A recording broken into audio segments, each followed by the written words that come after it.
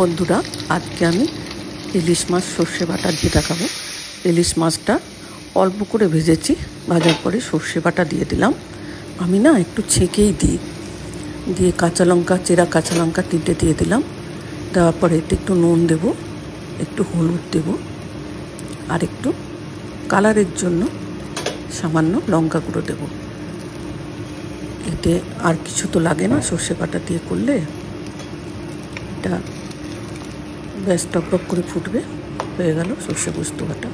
তোমরা কীভাবে করো বলবে। এটা ঝোল এত থাকবে না, ঝোলটা একদম শুকিয়ে যাবে। বন্ধুরা, তোমরা কীভাবে করো আমাকে বলো।